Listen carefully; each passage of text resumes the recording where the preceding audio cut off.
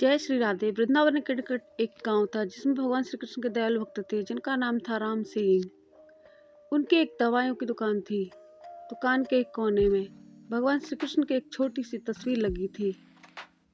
राम सिंह रोज सुबह दुकान खोलने के बाद साफ सफाई करके हाथ धोकर भगवान की तस्वीर को प्रेम और श्रद्धा से साफ करते और धूप दीप दिखाते थे। राम सिंह का एक पुत्र था राकेश। राकेश अपनी पढ़ाई पूरी करने के बाद पिता के साथ दुकान पर बैठने लगा। वह एक पढ़ा लिखा आधुनिक सोच वाला युवक था। अपने पिता की रोज की पूजा पाठ की प्रक्रिया को देखकर वह अक्सर कहता, पिताजी, भगवान वगैरह कुछ नहीं होते, ये सब मन का वहम है।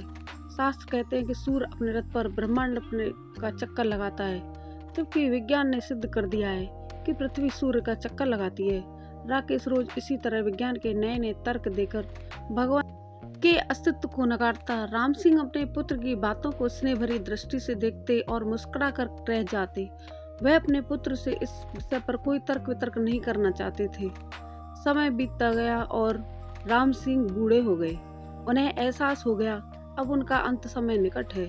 उन्होंने एक दिन राकेश से कहा, बेटा, तुम भगवान को मानो या मत मानो, मेरे लिए यह ही बहुत है कि तुम एक मेहनती, दयालु और सच्चे इंसान हो, लेकिन क्या तुम मेरा एक कहना मानोगे? राकेश ने कहा, कहिए पिताजी, मैं जरूर मानूंगा।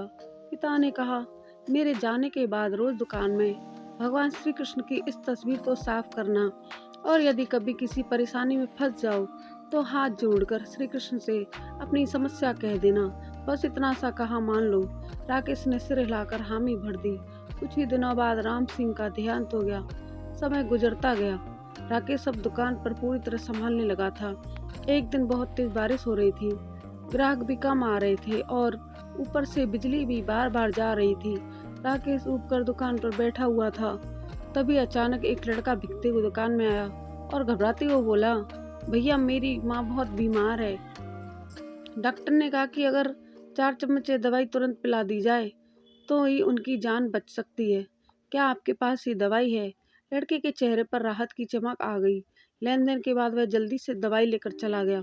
थोड़ी देर बाद जब राकेश ने काउंटर पर निगाह डाली तो उसके पैरों तले जमीन खिसक गई। उसकी नज़र वहां रखी एक शीशी पर पड़ी। वह वही चूहे मारने की दवा थी जो एक ग्राहक वापस करके गया था। बिजली न होने के कारण राकेश ने वह शीशी काउंटर पर ही रख दी थी और अंधेरे में गलती से उसी शीशी को दवाई समझकर उस लड़के को दे दी। राकेश का दिल जोर जोर से धड़कने लगा। उसके मुंह से अनायास ही निकल पड़ा, हे भगवान, ये क्या कर दिया मैंने? वह लड़का अपनी माँ को जहर पिला देगा, ये तो अनर्थ हो गया। तभी उसे अपने पिता की कई बात याद आई। उसने तुरंत भगवान श्री कृष्ण की तस्वीर के सामने हाथ जोड़ लिए और कांपते हुए बोला, हे प्रभु, पिताजी हमेशा कहते थे कि आप हैं। अगर आप सच में हैं तो इस अनहोनी को रोक लो। एक माँ को उसके बेटे के हाथों जहर मत पिलाओ। कृपा करो प्रभु, कुछ चमत्कार कर दो। राकेश का मन व्याकुल हो उठा और वह आंसू बहाते हुए भगवान से प्रार्थना करने लगा।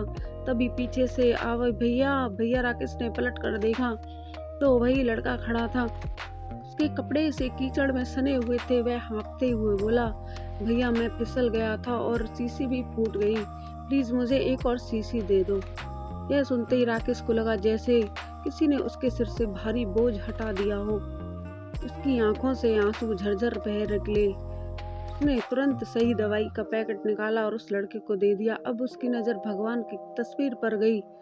वह तस्वीर मानो मुस्कुरा रही थी। राकेश के दिल में गहरा भाव उत्पन्न हुआ। कोई है जो सृष्टि चला रहा है, जिसे कोई शिव कहता है, कोई विष्णु और कोई ईश्वर परमात्मा कहता है।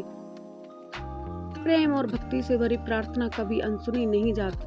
राधे राधे।